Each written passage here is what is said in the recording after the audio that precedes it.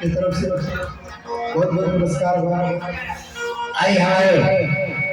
पुरस्कार आए चुनाव को तमाम उनके मुझे नमस्कार।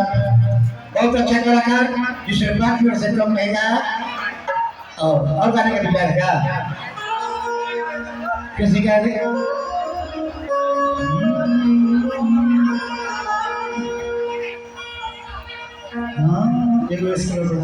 कौन सा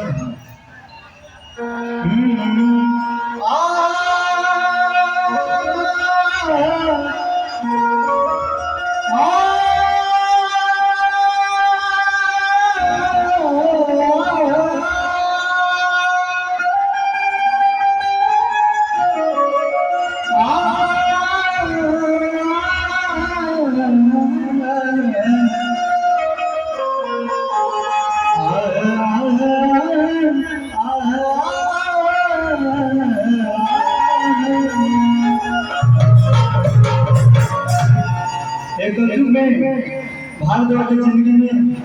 कोई प्रभु के नाम के लिए जैसे का कहे के बा राधे राधे राधे राधे राधे राधे राधे राधे राधे जपन राधे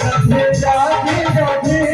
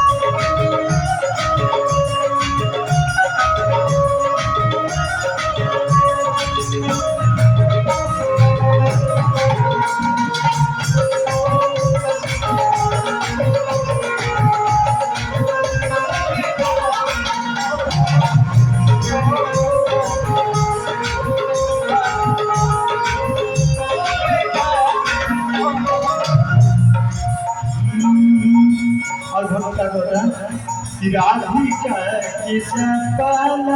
से अमिली है कन्हैया हो कि राधिका के कहला से मिली है कन्हैया हो रामा अधेर न लगइए तुमको बिगड़ गइए सामा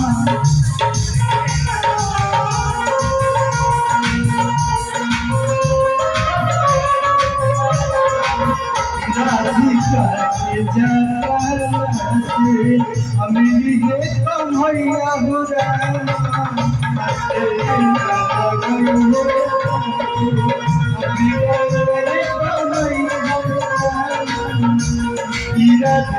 राधे राधे राधे